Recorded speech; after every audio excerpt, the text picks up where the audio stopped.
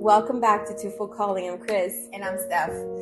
Today we are going to discuss a topic about forgiveness and how we've managed, how we dealt with actually forgiving our aggressors.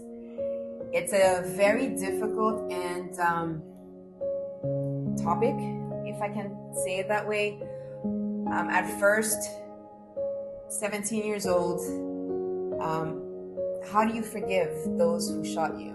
How do you forgive those who wanted to assassinate us? Yes. How do you move past that and not saying that we did not want revenge, because I know I did, because even in my dreams I was shooting them. Mm-hmm. And but then it's with time, with God, we understood that forgiveness was the right thing to do. And same thing for me for my kidnapping. I did forgive my kidnappers. I'm going to talk a little bit in further clips and further videos a little bit more about that experience as well. But my kidnappers got trialed, and they're serving time. But one of them, glory be to God that situation happened. Yes, yes, truly. But even with that, I did forgive them to the point that I couldn't make it to trial because I didn't want to have to relive all of that.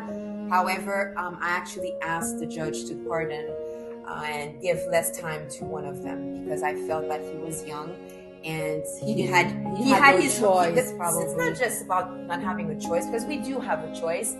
But I just felt that he had his whole life ahead of him, and I did not want him to not live that life. And with that said, that's wisdom right there. I know, and it's not just wisdom, it's forgiveness. It's having God's peace, and again, doesn't God forgive us every single day? Doesn't he forgive us for the worst that we've done? So again, if he can do it for us, why can't we for others?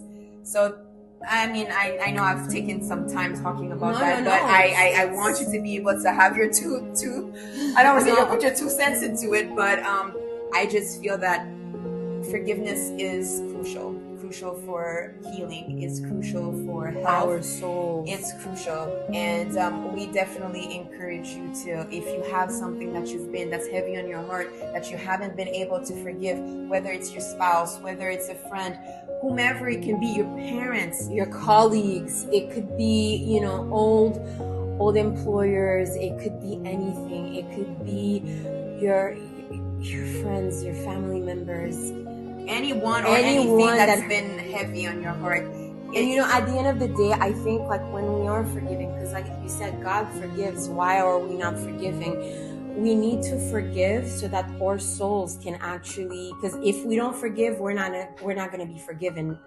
And so it is very important for us to do that. And it's not like you need to go to the person and say, I forgive you. No, in your heart, you are able to forgive them. You don't need to have a face-to-face. Some of us have the courage to do that, or the ability to do that.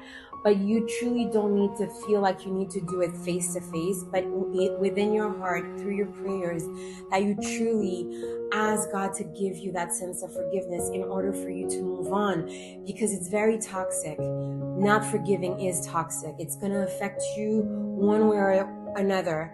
I know that it held us very much as far as health is concerned, and it's learning through letting go and allowing God to really intervene, allowing God to take over our hearts, and now being so rooted in faith as well, and understanding that forgiveness is important in order for us to be forgiven. And so I want to actually just look at those of you watching, and if there's any of you that are watching that we actually offended in any way, please forgive us, because a lot of times we don't even know who we're hurting, who needs forgiving. And so please forgive us, because we're all sinners at the end of the day. But the way to go about it is to forgive one another so that we can change the world around us through forgiveness. So thank you so much. Thank you again for joining us. It's Chris and Steph. Twofold Calling. Have a good one.